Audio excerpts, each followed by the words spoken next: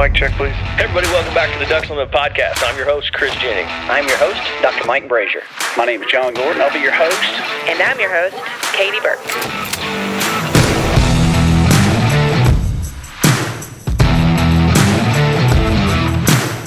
Welcome to the Ducks Unlimited podcast, the only podcast about all things waterfowl.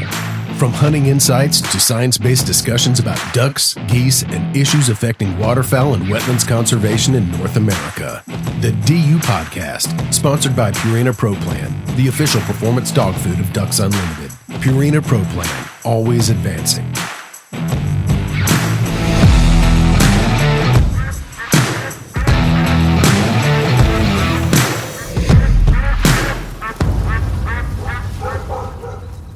Hey everybody, welcome back. I'm your host on this episode, Dr. Mike Brasher. It's great to have y'all with us once again here after Christmas, and it is Christmas come a little bit late for us. We have in studio, physically, sitting right across the table from me, none other than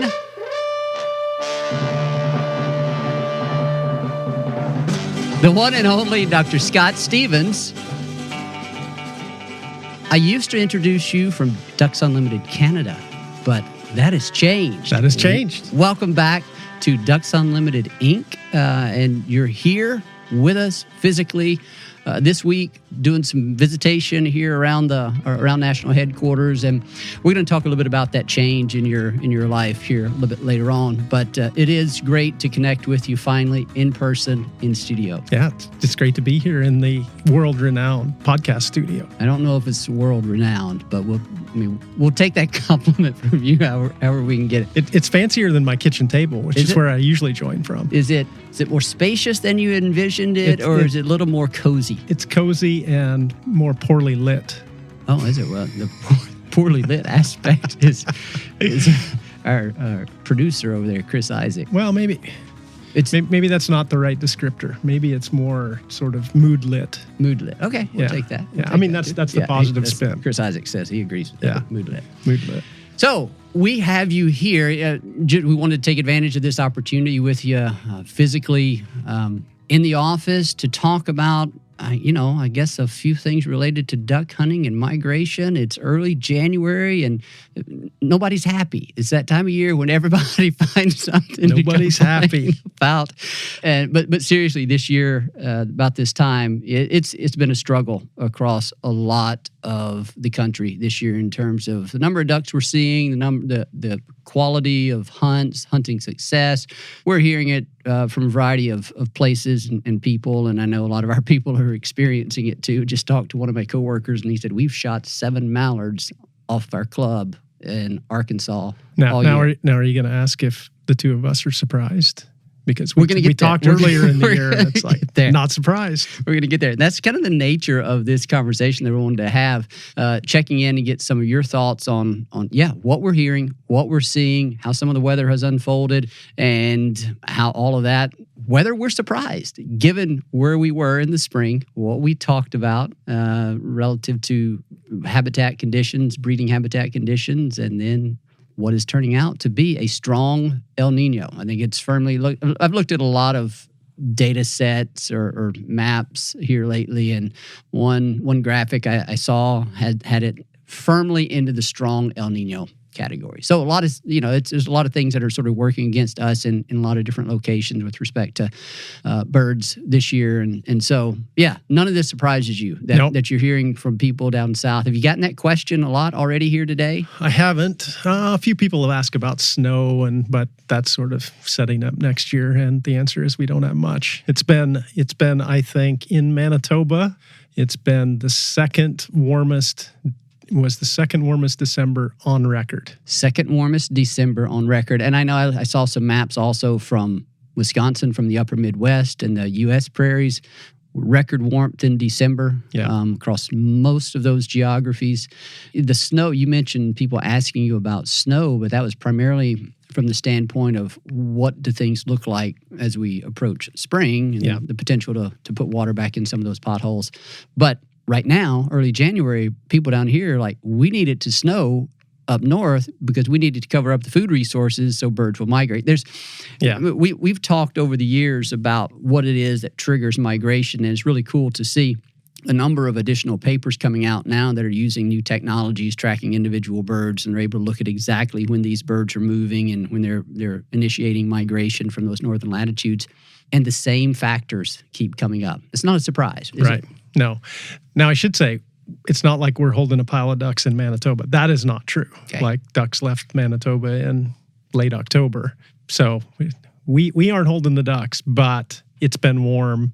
There are other places a little further south that are probably holding ducks that, normal weather would push those to more southern latitudes where a bunch of the folks who still have seasons open would be having their crack at them. So what about some of the western prairie provinces there? What are you hearing in terms of still some birds maybe in those locations? Yeah, places like Alberta probably still. Well, I know I've seen friends and colleagues on social media who are shooting geese. There are ducks still around.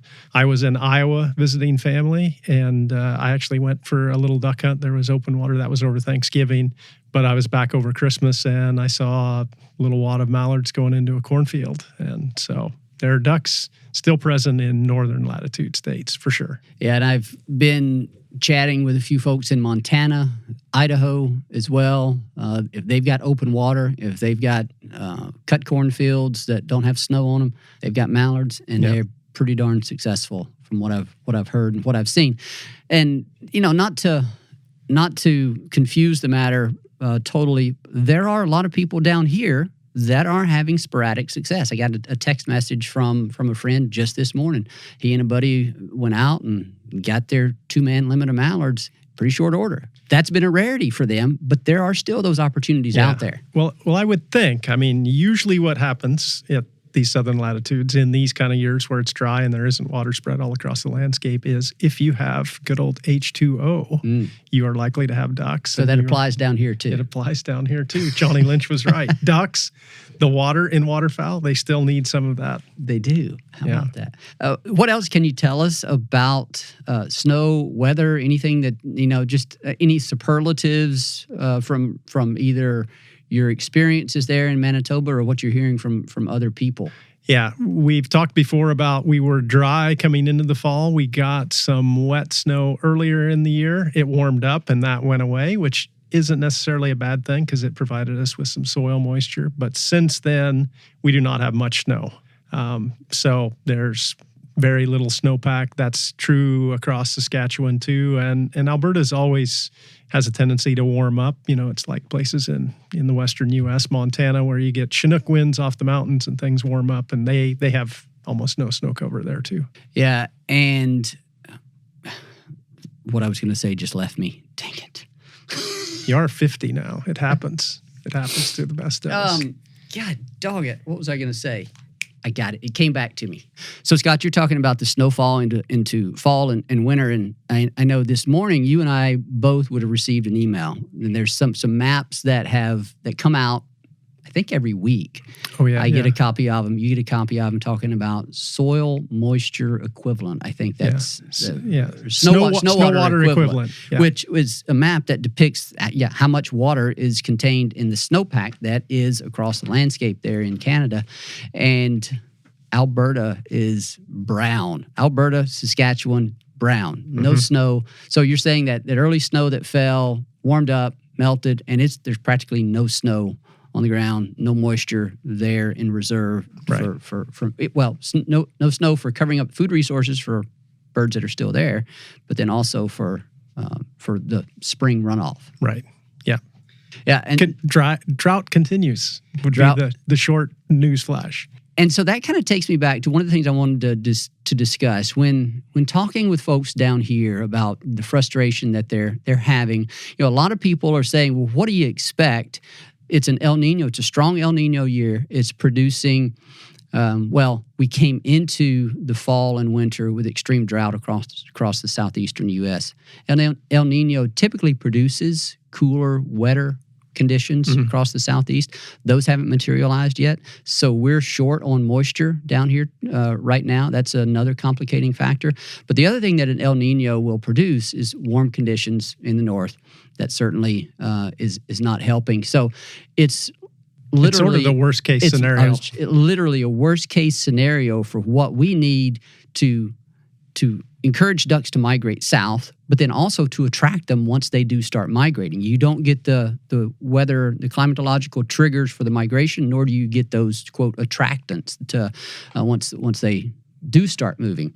But we can even go back last spring and talk about what was shaping up. And another reason why the things that we're hearing, the lack of duck numbers that we're seeing, the record low aerial waterfowl survey results that we're seeing from places like Arkansas and Louisiana, and that the factor that we kind of start with in this conversation, I guess there's two of them: breeding population survey and prairie habitat conditions. Remind us where those were. Yeah. So breeding population survey, we had, like you hinted at, for mallards, if we focus on them, we had some of the lowest counts that we've seen in a long time. They're about 30 years. Yeah, about 30 years. So, what was the stat you shared earlier? In 80% of the years, there would have been more mallards than we saw this year. Yeah. If you take, so we've been doing the aerial survey for 68 years, 65, 66, 68 years, give or take a couple of years, depending on how you count the COVID years. And if you took all of those results for mallards, those 66 numbers, let's say, and then look to see where this year's number, 6.1 million mallards in the traditional survey area fell, 80% of those numbers would be higher than what we saw this year. So we didn't start out with a robust mallard breeding population in the traditional survey area, right? What else do we know about what ducks need in order to crank out ducklings? Yeah, so then we think about conditions that we had this past spring, which was not great across much of the prairies of Canada for sure. Maybe we had a little bit better conditions in the Dakotas, in the U.S. prairies. But yeah, so that means we did not likely have stellar production.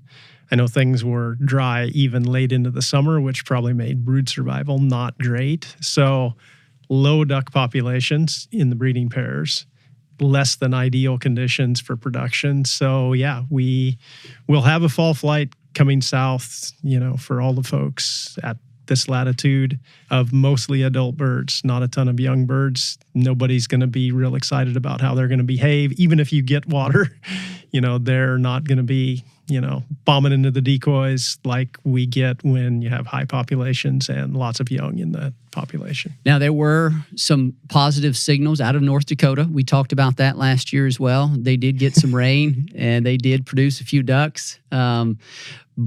And there are probably a few other isolated areas across the prairies that produce ducks. I'm not saying there weren't any ducks produced, right? But it was it was not going to be a banner year for duck production across that large landscape. And the Dakotas are only a small portion of that. I mean, during a good year, they'll support 35% of that traditional survey area population. The number that I was going to pull out of my head was 20%. 20%? Okay. Maybe in some of the recent really wet years that we had about 10 or 12 years ago, I think it might have gotten up to around 30, 35. But we can check on that. We can check on that. But anyway, Data 20 exists. to 35, that's right.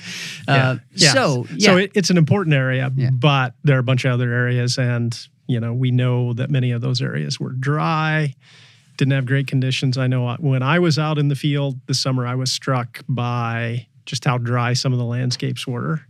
In even June, it's like there was no shallow water on the landscape. I know as I looked at those areas, it's like, ooh, this is going to be tough conditions from a brood survival standpoint. So even as birds attempted to breed and hatch nests, not great conditions to have, a high percentage of those ducklings survive. So that means, not many young in the fall flight. That's not going to make folks at this time of the year at these latitudes very happy. They're going to be what I like to call ill-behaved. They are not going to be friendly to your decoys. You're going to be like, why will they not do it right? Why will they not come in? It's like because they're mostly adult birds. And the unfortunate thing is folks at the northern end of the flyway get the crack at the most number of young birds that are out there. And, even the young birds are well educated by this point in time.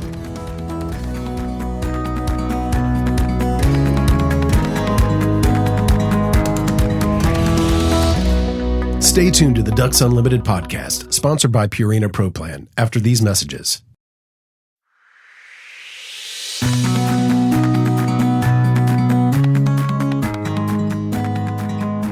Scott, I also want to talk about the total duck number from the traditional survey area. It was 32.3 million earlier last year.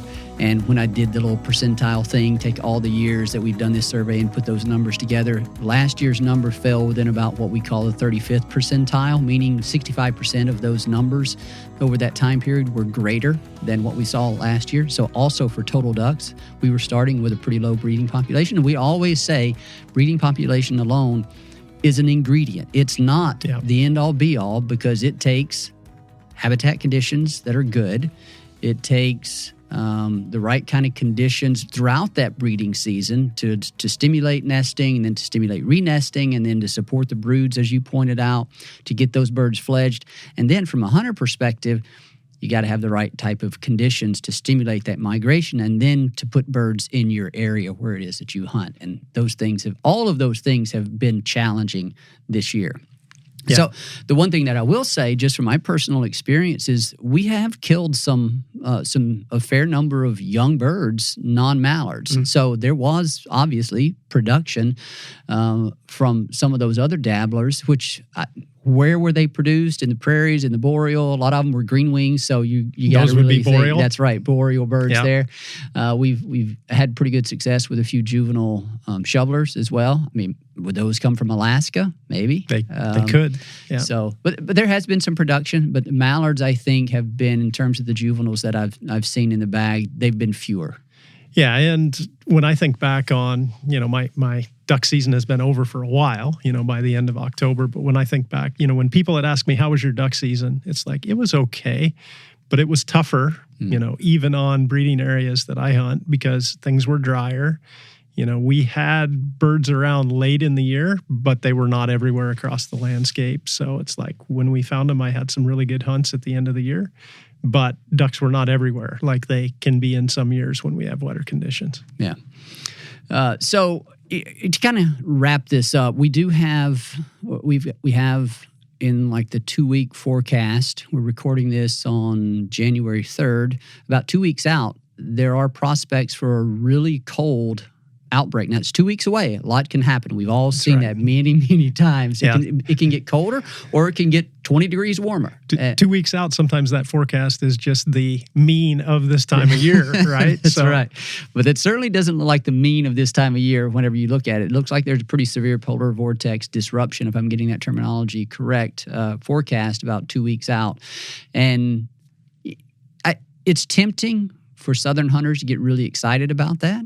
But it's also getting late. It's getting closer and closer to breeding season. And so those birds are already feeling the pull to breed. Am I wrong? Yeah, no, that's exactly right. I was thinking, when I recall the time that I spent in the South hunting ducks, once you get into January, like, a bunch of birds are paired and aren't really interested in coming to decoys, where there's a whole pile of birds together, because paired birds kind of like to be off and isolated. So, it's like, oh, here comes a pair. They should come right in. They'll land like 80 yards away, right? The only thing worse than a pair like that is a courtship flight. Yeah. Yeah, exactly. But make no mistake, if it gets, I'm going to be out there anyway in a couple of weeks. But if my advice earlier was hunt. You might as well hunt. Life is short. You better hunt. If the weather temperature, if the forecast holds, then I'm going to get excited, because it's going to change things. It's going to freeze some water. It's going to force birds to move around. Even the few that we do have in some of the southern locations, they're going to move around, and they're going to make themselves available for hunters in other locations. But then also, it will, if that forecast holds, it will move some birds from some of those northern latitudes. Will it create a mass exodus of birds? It's going to depend on how much snow they get. And snow is probably the aspect of those long-term forecasts that I have, in my unprofessional or unexpert perspective, found least reliable. I could be wrong, but you've lived there.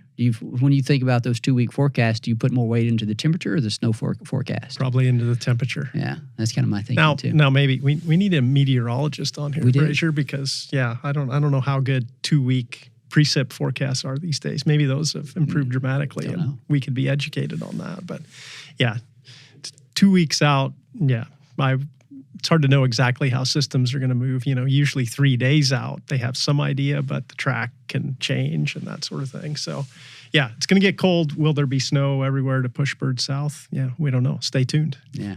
Well, so I think if you hadn't picked up on it from Scott's and my conversation, what we're hearing from people here in southern latitudes, what we're seeing in some of the surveys that states are conducting, none of that surprises us. No. Given all of the factors that we've talked about, we're not happy about it. We're not thrilled. We would like for things to be much more favorable from a weather, habitat, population abundance perspective. That's certainly the case, but we don't have that this year. And so these years are going to happen. We just hope they don't happen too often.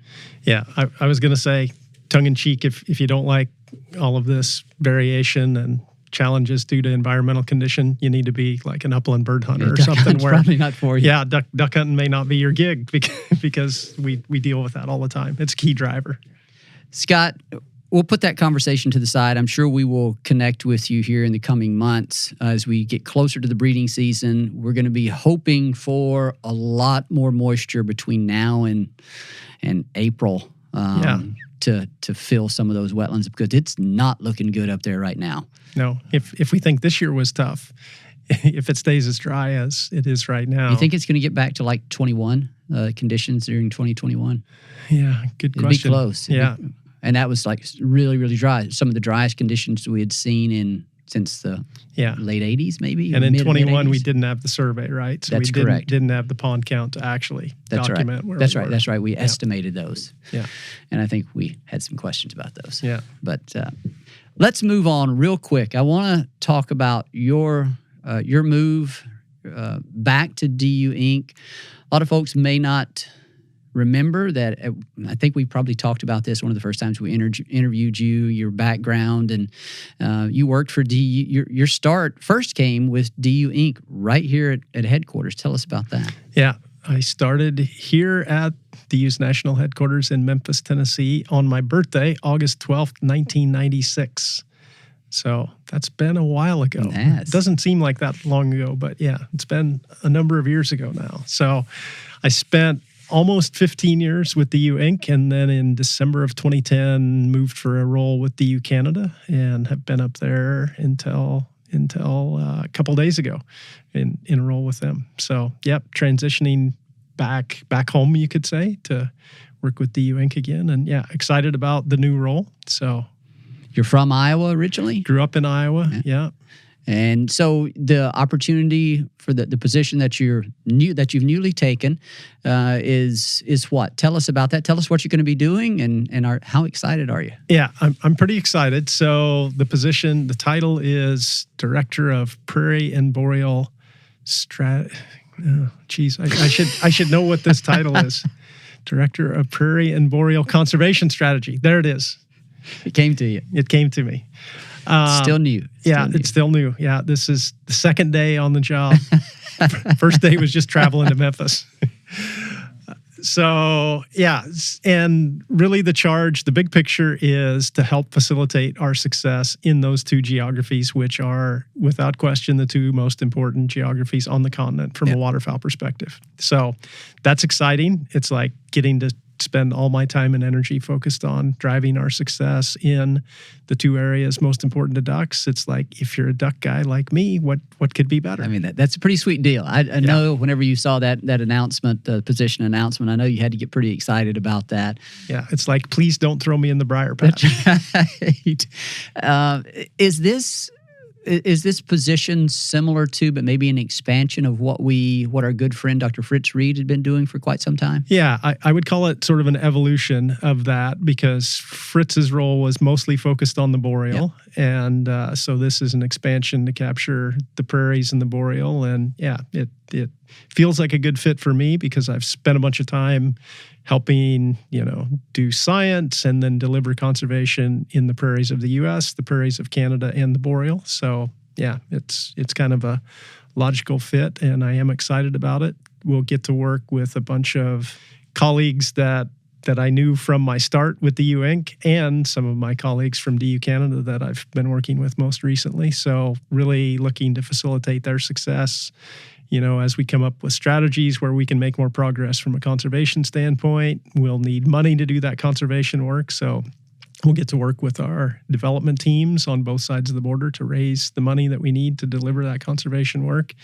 And then finally, we know that policy work plays an important role. And so we'll integrate with policy teams as we think about what are the key plays from a policy standpoint for the conservation in those geographies. And it's a great time to have you come on in this position, because we've recently had the public launch of our new fundraising campaign, right? Conservation for a Continent. So it's going to be great to have you fully involved in that. I know, suspect you've had some conversations about that already today. If not, I'm sure you will. But you're so well positioned. We have a lot of mutual friends within the organization, and whenever we saw the position announcement, I'll just be honest, there were several of us that were texting one another and says, "Yeah, that looks like it might be appealing to Scott," and it was, and we were also like, "Yeah, it'd be real appealing to us to have Scott in that position." So things worked out. They did. Glad that happened. I know you're gonna miss your colleagues there on a day-to-day basis in DU Canada. You're still gonna get to work with a lot of those folks, and that's a great thing. We're still family of 3 organizations from Mexico to Canada. Nothing changes in that regard, does it? That's right. Nope. Mission's the same for all 3 of us. Still focused on filling the sky with ducks forever. And you're not going to be here in headquarters. You're not going to be living here. I don't know if y'all have made any decisions there yet, but you've got some options. Yeah, we've got options. We will relocate at the latest mid-May to one of the Great Plains states. So options there: the 2 Dakotas, Montana, Colorado, Wyoming, Nebraska. I think Kansas is maybe in the region too. But a big area to choose from. I've told people I think I have a 49% vote in where we land. My wife will have a strong opinion, and she'll have strong influence on where the kids end up will maybe sway some of that voting.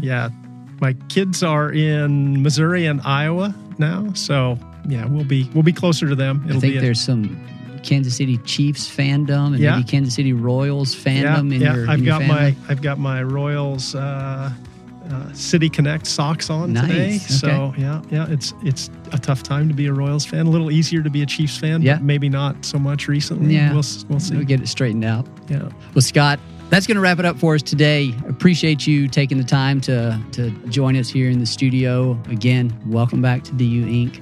And look forward to having more conversations with you about all the new work that you're doing, but we'll continue to have you on the podcast for these periodic updates, because you'll still have an eye on those habitat conditions out there closer to the prairies. Yeah, and I still plan to visit to, do field work up there in the fall. That's sure. Right. Yeah, for sure.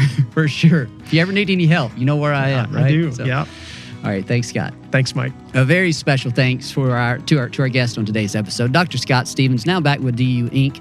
And we look forward to all our future conversations and the great work that we'll do conservation-wise with him. As always, we thank our producer, Chris Isaac, for the great job that he does with editing these podcasts. Also, the mood lighting here in the podcast room. It's fantastic. He's really stepped up his game there. We appreciate that. And then to you, the listener, we thank you for your time. We thank you for supporting the podcast and for your commitment to waterfowl conservation. And for your commitment to waterfowl and wetlands conservation. Yeah, the wetlands, man, my brain is just fried. You need that. What is that supplement for brain health? Thank you for listening to the DU Podcast, sponsored by Purina Pro Plan, the official performance dog food of Ducks Unlimited. Purina Pro Plan, always advancing. Be sure to rate, review, and subscribe to the show, and visit ducks.org/DU Podcast. Opinions expressed by guests do not necessarily reflect those of Ducks Unlimited. Until next time, stay tuned to the Ducks.